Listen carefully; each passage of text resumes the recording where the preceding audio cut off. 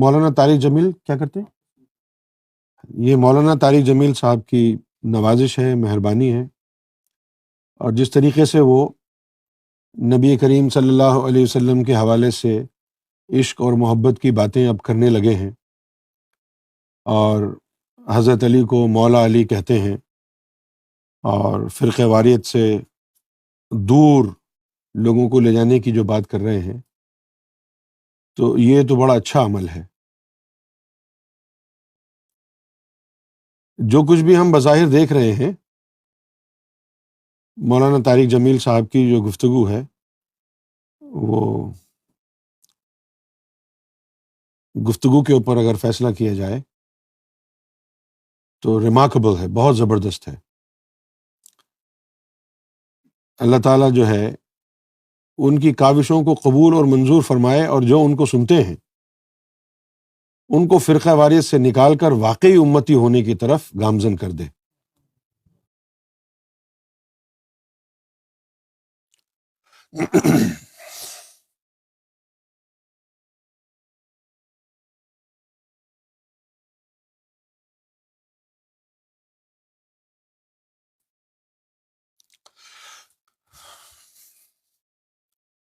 So, Brother Steve, we have Mitesh, we have Hussain Baba.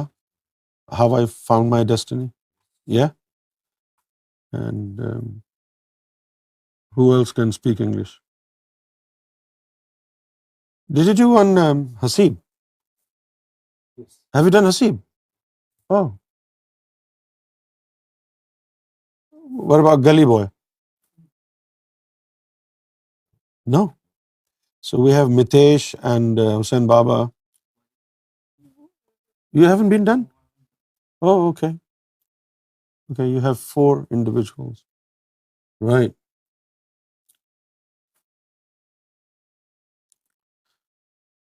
All right, I'm free for the question and answer session now.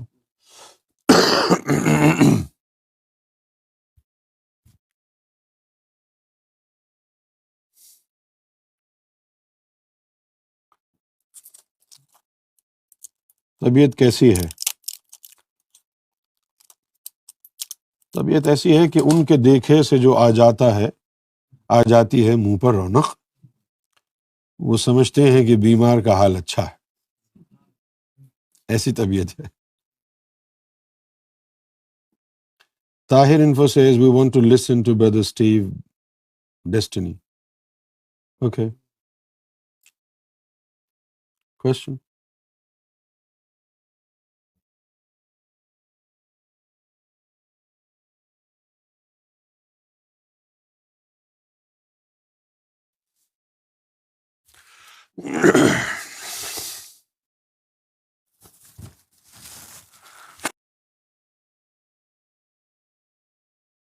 صاحب کے حوالے سے ایک بات میں ضرور کہوں گا،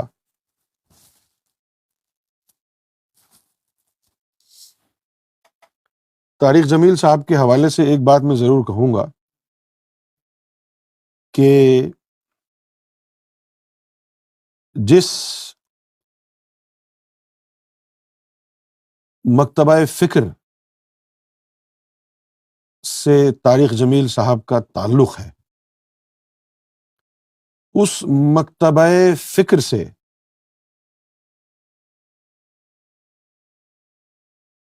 طارق جمیل صاحب کا عوامی سطح پر یہ کہہ دینا کہ ہم حضرت علی کہتے آئے ہیں، ہم غلط تھے، ہمیں مولا علی کہنا چاہیے، یہ ایک بہت بہادرانہ ایک عمل ہے۔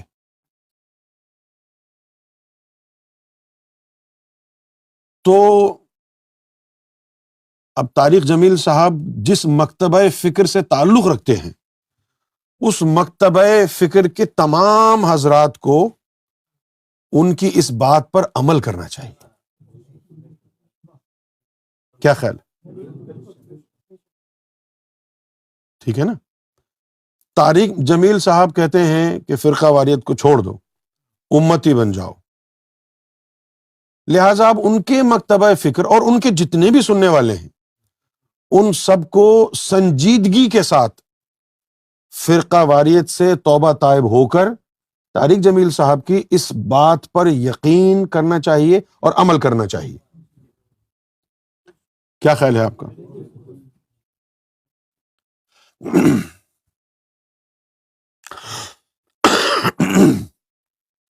طارق جمیل صاحب کے گفتگو کرنے کا انداز جو ہے بہت انوکھا ہے، ہنساتے بھی ہیں، گفتگو کرتے وقت ہنساتے بھی ہیں، اور پھر وہ اپنے ملتانی لہجے میں پنجابی میں بھی 2-3 چٹکلے چھوڑ دیتے ہیں. شاید اس سے لوگوں کو بات آسانی سے پھر سمجھ میں آ جاتی ہے.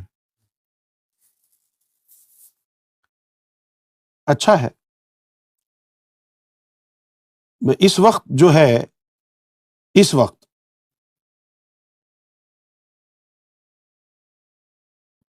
پاکستان میں طارق جمیل صاحب ہیں جو متنازع معاملات ہیں مختلف فرقوں کے، ان تنازعات کو ہٹا کر یکجہتی کا جو پیغام ہے وہ دے رہے ہیں، اور اللہ تعالیٰ جو ہے اس میں خلوص نیت بھی عطا فرمائے.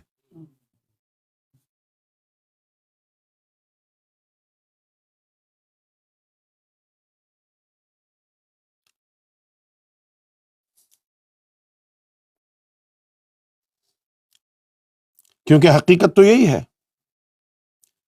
کہ نبی پاک صلی اللہ علیہ وسلم کے دور میں، نبی پاک صلی اللہ علیہ وسلم کے دور میں تو کوئی سنی، شیعہ، وہابی، بریلوی، دیوبندی کوئی تھا ہی نہیں، سارے امتی تھے. ٹھیک ہے نا؟ قرآن شریف نے اگر مخاطب کیا ہے تو یا تو زیادہ تر، آپ اگر غور فرمائیں، زیادہ تر جو نصیحتیں اللہ تعالیٰ نے قرآن شریف میں جو دی ہیں وہ مومنوں کو خطاب کیا ہے. یا ایھا الذین آمنوا، مومنوں کو خطاب کیا ہے. اور شاذ و نادر مسلمین کو بھی کبھی کبھی خطاب کیا ہے، کبھی کبھی اکا دکا واقعہ ایسا آئے گا کہ آپ دیکھیں گے کہ مسلمین کو بھی خطاب ہو گیا ہے. یا تو مومنوں کو خطاب کیا ہے یا پھر کل انسانیت کو خطاب کیا ہے.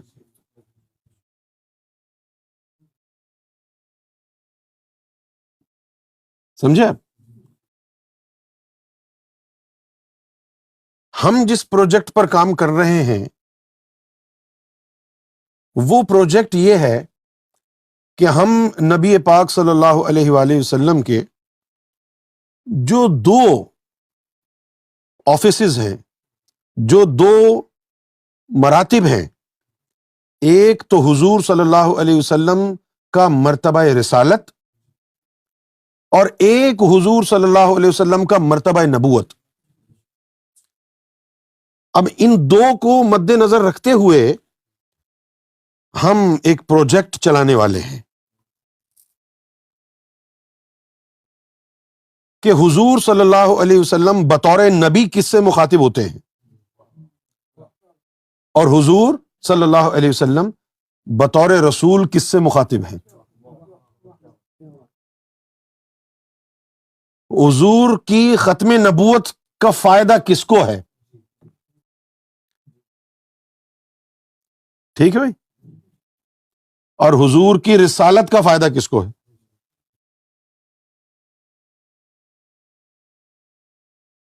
اور مزے کی بات یہ ہے، پوچھئے کیا؟ یہ نقاط کسی کتاب میں درج نہیں ہے. اگر ہمارے علاوہ کوئی بات کرے گا تو وہ ہماری نقل کرے گا.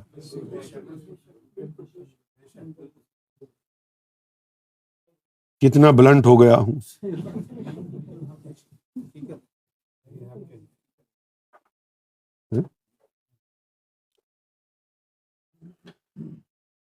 کیونکہ صاحب علم کو معلوم ہے کہ نبی کا کیا کام ہوتا ہے. عام مسلمان کو کیا پتا کہ میں نبی کا کیا کام ہے؟ نعرے لگانا تو بڑا اچھا ہے، ہم جو ہے وہ مجاہد ہیں ختم نبوت کے. اچھا بھائی مجاہد بھائی، یہ تو بتاؤ نبوت تمہارے لیے آئی تھی غیر مسلم کے لیے آئی تھی؟ ہاں ہمارے لیے آئی تھی. اچھا بھائی تمہارے لیے آئی تھی تو حضور نے اسلام میں کون سی تجدید کی ہے ذرا بتاؤ تو صحیح. کوئی علم نہیں ہے بھائی. ہماری قوم تو ایسی ہے، کھوتے کے سر کے اوپر اگر امامہ باندھ دیں تو کل اس کو جو ہے وہ مجاہد عالم بنا دیں گے، گدھے کے سر پر امامہ باندھ دیں گے. ہاں کراچی میں ایک بزرگ تھے مزار. اب میں اپنے محلے میں روز جاتا، وہاں سے روز جاتا. تو اس مزار کا نام تھا کالے بابا کا مزار. کالے بابا اصل میں ان کا نام تھا کلن. کلن سمجھتے ہیں نا؟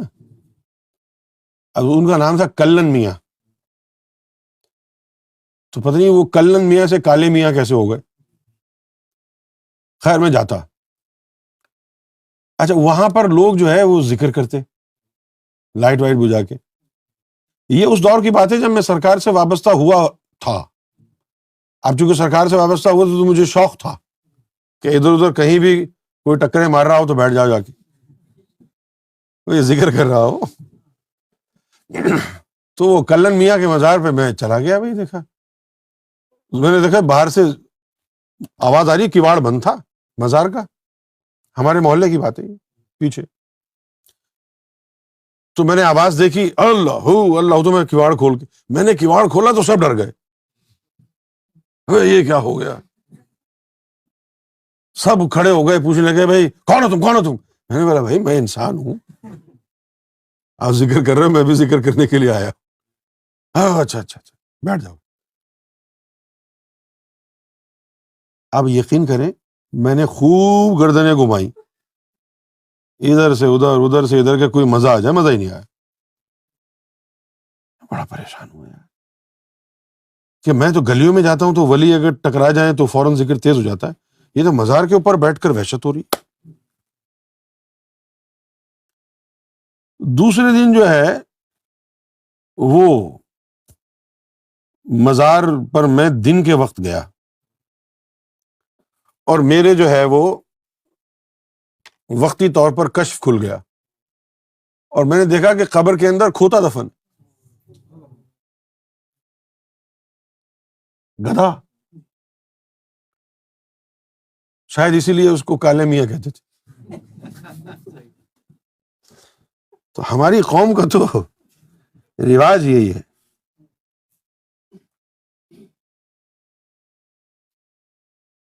پیر جو ہیں وہ اپنی دھن میں لگے ہوئے ہیں، بس لوٹیں کھسوٹیں، انہوں نے بس چندہ اور نذرانہ لگا رکھا ہے. یہی حال مولویوں کا ہے. تو ایسے میں ایک جوڑنے والی آواز، ویسے یہ بہت بڑی بہادری کا کام ہے یہ، کیونکہ ہم تو کرتے ہیں نا یہ کام بہادری کے، اس لیے ہمیں معلوم ہے. اب یہ بہادری کا ہی تو کام ہے جو ہم لوگوں کو کہتے ہیں کہ بھائی اللہ کے پاس غیب کی کنجیاں مانگو. ہے کسی میں تپڑ جو ایسی بات بولے؟ اب اگر کوئی بولے گا تو وہ طارق جمیل صاحب ہوں گے غیب کی کنجیوں کے بارے میں، کیونکہ قرآن شریف میں ہے. تو یہ بہادری کا جو کام ہے، یہ بہادری ہی تو ہے نا کہ بھئی ایک ایسے مکتبہ فکر سے طارق جمیل صاحب تشریف لاتے ہیں اور پھر اب بات کر رہے ہیں وہ یکجہتی کی، حضور صلی اللہ علیہ وسلم کی محبت کی بات کر رہے ہیں. ورنہ طارق جمیل صاحب کا جو مکتبہ فکر ہے، وہاں سے عمومی طور پر جو علماء کرام آتے ہیں ان کا زیادہ زور توحید کے اوپر ہوتا ہے، حضور کے عشق پر نہیں ہوتا. یہ بات میں یعنی اپنے بغض کی بنا پر نہیں کہہ رہا ہوں، بلکہ یہ ٹائم ٹیسٹڈ ٹروتھ ہے سب لوگ جانتے ہیں کہ ایک خاص مکتبہ فکر کے جو لوگ ہیں ان کا زیادہ تر جھکاؤ توحید پر ہے، لیکن طارق جمیل صاحب نے یوں سمجھ لیجئے کہ ایک نئی رسم ڈال دی ہے کہ ان کے مکتبہ فکر سے تعلق رکھنے والا ایک عالم حضور کے عشق پر گفتگو کر رہا ہے۔ یہ بہادری کی بات ہے، اور پھر یہ کہتا ہے وہ کہ بھئی ہم غلط تھے، اہل بیت کے بغیر ہماری بخشش نہیں ہے۔ بہادری کا کام ہے، سچائی کو تسلیم کرنا بہادری ہے، خاص طور پر اس وقت جب آدمی یہ کہے کہ ہم غلط تھے۔ یہ جو لفظ ہے نا، ہم غلط تھے، یہ بہت بہادری کا کام ہے۔ یہ کہتا نہیں ہے کوئی، اپنے آپ کو کوئی غلط کہتا نہیں ہے عوامی سطح پر، یہ بہادری کا کام ہے۔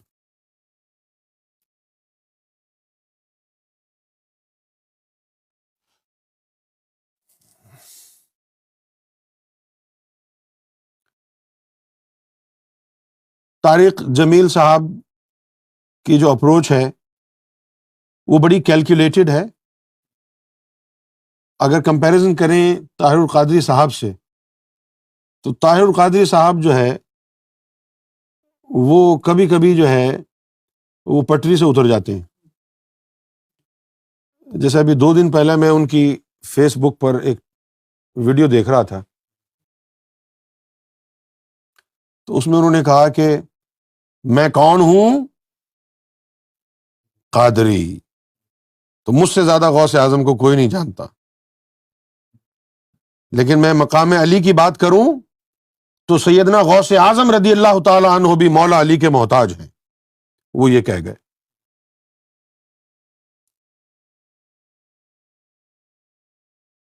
یہ بات تو غلط ہے، کیا ہے یہ؟ کیونکہ حقیقت یہ ہے کہ ہر انسان محتاج صرف اللہ کا ہے۔ پتہ نہیں، اگر ہم نے کسی کی عزت کرنی ہے تو جس کی ہم نے عزت کرنی ہے اس کو مرتبہ الوہیت پر کیوں بٹھا دیتے ہیں؟ بھئی جتنا اللہ نے جس کو جو مقام دیا ہے اس کے حساب سے اس کی بات کرو، بڑھا چڑھا کر کے بولنا کیا ہے؟ یہ کوئی اچھی بات تو نہیں ہے، کیوں بھئی؟ ہر انسان محتاج تو اللہ کا ہے۔ میں آپ سے بالکل نصاب در نصاب بات کر رہا ہوں۔ مرشد کا عطا ہونا بھی اللہ کی عطا سے ہے، مرشد مل جائے یہ بھی اللہ کا کرم ہے، کیونکہ اگر اللہ نہ چاہے تو کسی کو مرشد نہ دے۔ وَمَن يُضْلِلْ فَلَن تَجِدَ لَهُ وَلِيًّا مُرْشِدًا، اللہ کسی کو گمراہ کرنا چاہتا ہے، اگر وَمَن يُضْلِلْ، جس کو وہ گمراہ کرے، فَلَن تَجِدَ لَهُ، تو ہرگز نہ پائے گا وہ وَلِيًّا مُرْشِدًا۔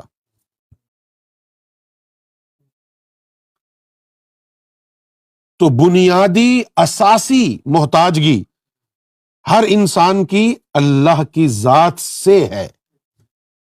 بعد میں آپ اللہ کی اس محتاجگی کو کلاسیفائی کرتے جائیں، لیکن اساسی محتاجگی کس کی ہے؟ ہر انسان اللہ کا محتاج ہے، اور اللہ کی عطا سے ہی، آپ سن لیں، آپ اللہ کی رضا اور اللہ کی عطا سے ہی حضور کا کرم ہوگا۔ اللہ کی عطا اور اللہ کی رضا سے ہی مولا علی کا بھی کرم ہوگا، اللہ کی عطا اور اللہ کی رضا سے ہی سیدنا غوث اعظم رضی اللہ تعالی عنہ کا بھی کرم اور فضل ہوگا۔ اور اگر اللہ کی عطا نہ ہو تو کوئی کسی کے کام آ ہی نہیں سکتا۔ اب آپ کہیں گے کہ یہ دیوبندی ہو گیا۔ ندیم بھائی آپ کیا کہتے ہیں؟ اس میں کوئی جھول ہے بات میں؟ کہ اللہ کی جو عطا ہے وہ بنیادی محتاجگی ہے، اور پھر اگر اللہ کی رضا شامل ہو جائے تو پھر اس کے بعد پھر سارے آپ کے ساتھ لگ جائیں گے، وہ دیکھیں گے جی اللہ کا ہاتھ ہے اس پہ، اللہ کے ہاتھ کو، اللہ کی نوازش کو دیکھ کے پھر سبھی مدد کریں گے آپ کی۔ اور اگر اللہ نے منہ پھیرا ہوگا تو پھر کوئی ولی فقیر کام نہیں آئے گا۔ میں آپ کو صحیح بتا رہا ہوں، یہ سب اللہ کی رضا اور عطا سے ہے۔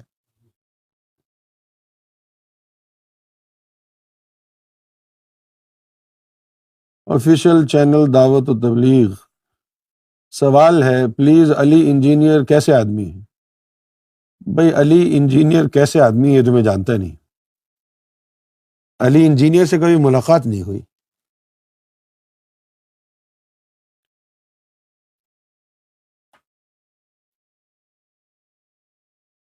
علی انجینئر صاحب سے میری کبھی ملاقات نہیں ہوئی ہے، لہٰذا مجھے پتہ نہیں ہے کہ وہ کیسے آدمی ہے۔ ہمارے پڑوس میں بھی رہتے ہیں لوگ، 1 سال ہو گیا ہے، کبھی ملاقات ہی نہیں ہوئی ان سے۔ پڑوسیوں کے بارے میں نہیں پتا کیسے لوگ ہیں وہ۔ تو علی انجینئر تو جہلم میں رہتا ہے، کہاں رہتا ہے بیچارہ ہمیں تو پتہ ہی نہیں ہے۔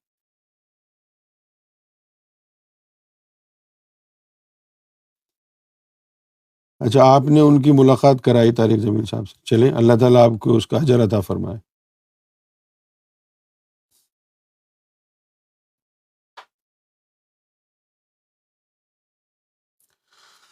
محمد عثمان، وعلیکم السلام، میں اس دنیا میں میری کوئی ویلیو نہیں ہے، آپ نے کہیں لگوائی ہے ویلیو؟ ویلیو تو مکانوں کی لگتی۔ سب لوگ مجھے برا بھلا کہتے ہیں، میں سب کی نظر میں زیرو ہوں۔ مجھے ایسا علم بتائیں جس سے میں اللہ کی نظر اور دنیا کی نظر میں ہیرو بن جاؤں۔ دنیا کو چھوڑو یار، اللہ کی نظر میں ہیرو بنو۔ دنیا کا کیا ہے؟ دنیا کی نظر میں ہیرو بننا تو بڑا آسان ہے، سب کی جیب کاٹو، سب کا خون چوسو، پیسہ ہی پیسہ کما لو، ظالم بن جاؤ، سب جھکنے لگ جائیں گے۔ ہاں اللہ کی نظر میں ہیرو بننا، یہ ہے کمال کی بات۔ اللہ کی نظر میں ہیرو بننے کے لیے آدمی کو بڑے پاپڑ بیلنے پڑتے ہیں۔ سب سے پہلے اپنے نفس کو پاک کرنا پڑتا ہے، اپنے قلب کو پاک کرنا پڑتا ہے، اور جب رب نے اپنا اسم تمہارے قلب میں اتار دیا تو بس اب اللہ کی نظر میں ہیرو ہو تم۔ اللہ کی نظر میں ہیرو وہ ہے جس نے اپنا تعلق اللہ سے جوڑ لیا، وہ ہیرو ہے۔ جس نے اللہ سے جوڑ لی، یہ عبادتیں کرنا اور ہے، تعلق جڑنا اور ہے۔ وَمَن يُؤْمِن بِاللَّهِ يَهْدِي قَلْبَهُ، کہ اور اللہ جس کو مومن بناتا ہے تو اس کے قلب کو ہدایت دے دیتا ہے۔